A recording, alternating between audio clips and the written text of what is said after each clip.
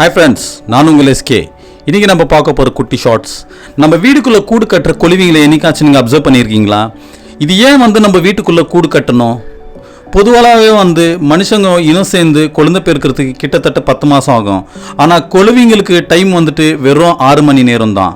ஏன்னா அவங்களோட life span டைமே ரொம்ப கம்மியாகிறதுனால அவங்களுக்கு இனம் சேர்கிறதுக்கு 3 மணி நேரம், அது போலவே அவங்களுக்கு முட்டை வைக்கிறதுக்கு ஒரு 3 மணி நேரம் தான் டைம் இருக்குது.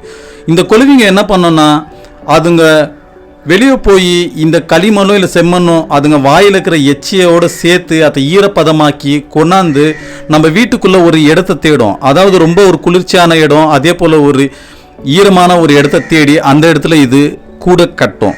ஸோ இது பாதி கூட கட்டுனதுக்கப்புறம் இது என்ன செய்யும்னா, வெளியே வயலுக்கு பறந்து போய் அங்கே ஏதாச்சும் புழு இருக்கா இல்லை பூச்சிங்களை இது தேடும். ஸோ அந்த செடிங்களை சாப்பிட்ற அந்த ஒரு புழுவை பார்க்கும். அந்த பச்சை புழுவை பார்த்து இது என்ன பண்ணோன்னா, இந்த பெண் கொழுவிங்களுக்கு எப்போவுமே ஒரு சிறப்பான ஒரு பவர் இருக்குது. என்னென்னா, இதுங்க பியூரான ஒரு நான் வெஜிடேரியன். அதே போல் இதுங்களுக்கு வால் பகுதியில் ஒரு கொடுக்கு மாதிரி ஒன்று கூரா ஒரு இது இருக்கும். அதை வச்சு இது என்ன பண்ணோன்னா, அந்த புழுவை இது நேராக தாக்கும். தாக்குனதுக்கப்புறம் என்ன ஆகும்னா, அது கொஞ்ச நேரத்துலேயே அந்த புழு மயங்கிடும். இது என்ன செஞ்சுருக்கோன்னா, அது உடம்புல இருக்கிற விஷத்தை அந்த புழுவுக்கு உடம்புல இது இறக்கியிருக்கும். ஸோ இந்த பச்சை புழு ஒரு 2 நிமிஷத்துலேயே இது பேரலைஸ் ஆகி கோமா ஸ்டேஜுக்கு போயிடும். அதுக்கப்புறம் இது என்ன பண்ணோன்னா, முன்னாடி இருக்கிற அந்த 2 கொடுக்க வச்சு செக் பண்ணி பார்க்கும்.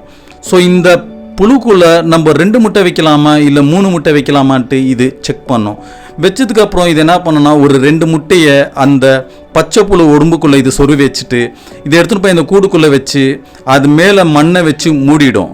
அதுக்கப்புறம் இது தான் குட்டிங்களுக்கு சொல்லிடும், இதுக்கு மேலே உங்கள் வாழ்க்கை உங்கள் கையிலன்னு சொல்லிவிட்டு இது பறந்து போயிடும்.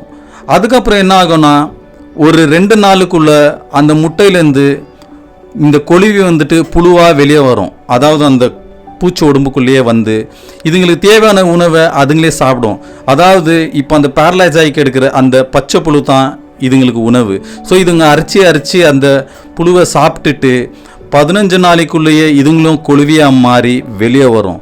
ஸோ இதுதான் இந்த நம்ம வீட்டில் கூடு கட்டுற கொழுவிங்களோட வாழ்க்கையோட முறை. ஸோ இவங்களோட வாழ்க்கை எவ்வளோ ஒரு இன்டெலிஜென்ட்டாக இருக்குன்றதை யோசிச்சு பாருங்கள். ஏன்னா ஒரு சயின்டிஸ்ட் செய்கிற வேலையை, ஒரு டாக்டர் செய்கிற வேலையை இந்த கொழுவிங்க யோசித்து சிந்திச்சு எவ்வளோ ஒரு செயல்படுதுன்றதை நீங்கள் யோசிச்சு பாருங்கள். நீங்களாம் இதை பற்றி என்ன நினைக்கிறீங்கன்றதை மறக்காமல் கமெண்ட்டில் சொல்லுங்கள்.